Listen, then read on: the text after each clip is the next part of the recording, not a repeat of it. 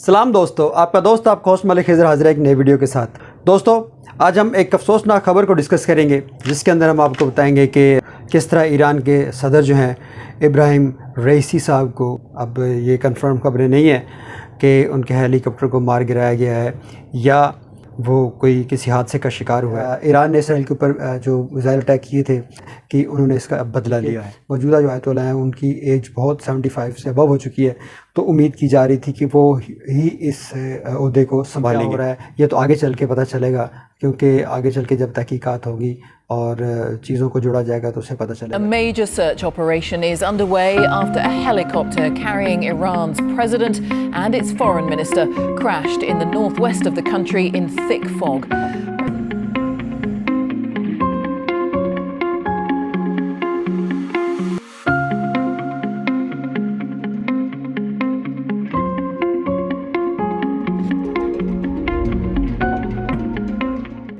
جس طرح کے دنیا کے حالات اس وقت چل رہے ہیں، نگاہیں اور سوچ جو ہے بڑی اسٹرینج طرف جاتی ہے کہ ہو سکتا ہے، اور زیادہ کبھی چانسز جو ہیں دنیا کے اندر یہی کہا جا رہا ہے، اور پاکستانی میڈیا اور دنیا کی میڈیا کے اندر یہی کہا جا رہا ہے،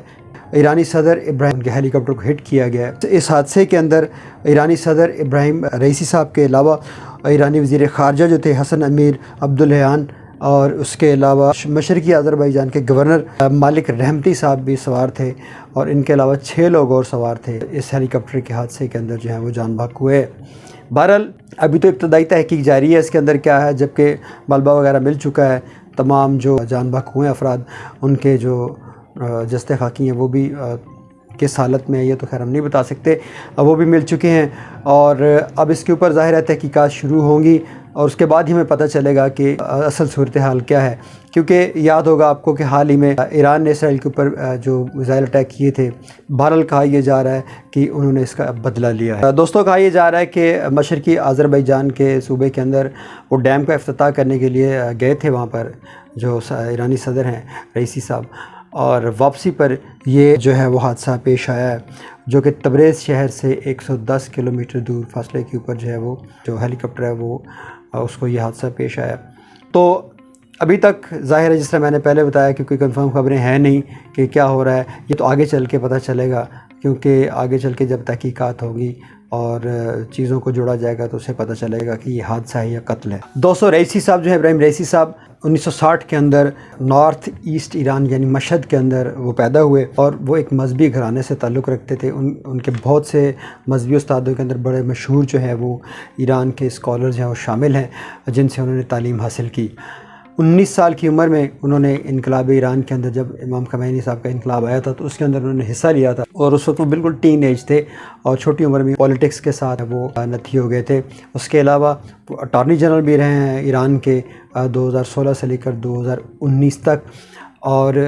اس کے علاوہ پروسیکیوٹر جنرل بھی رہے ہیں ایران کے اندر، اور یوں ان کا یہ علمی سفر جو ہے وہ طے ہوتا وہ آخر وہ ایران کے صدر منتخب ہوئے۔ اور دوستو، اس کے علاوہ ابراہیم رئیسی صاحب جو ہیں وہ استان قدس رضاوی ایک جو ہے وہ چیریٹیبل ایران کی سب سے بڑی تنظیم ہے، اس کے وہ صدر بھی رہے ہیں، صدر سے مراد کے وہ اس کے کسٹوڈین بھی رہے ہیں، اور انہوں نے وہاں پر تقریباً 3 سال اپنی خدمات انجام دی ہیں۔ یوں جو ابراہیم رئیسی صاحب ہیں وہ مذہب سے خاصا لگاؤ رکھتے تھے، اور وہ ان کا جو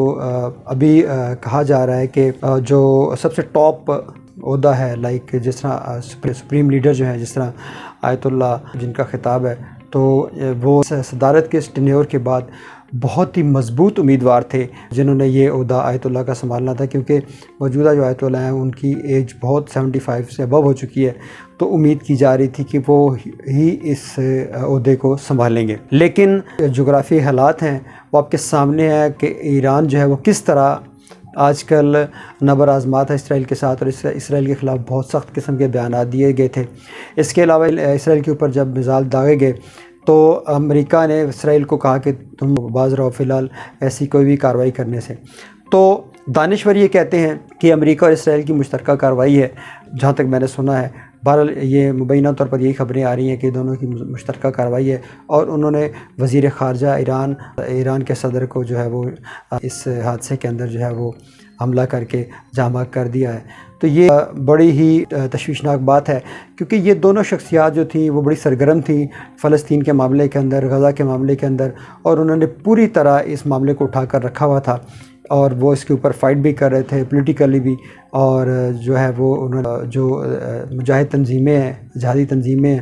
جب حماس ہے یا دوسری تنظیم، اس کو وہ فنڈ بھی کر رہے تھے، اور بلکہ اوپنلی فنڈ کر رہے تھے۔ لیکن اب صورتحال کیا بنتی ہے، ظاہر ہے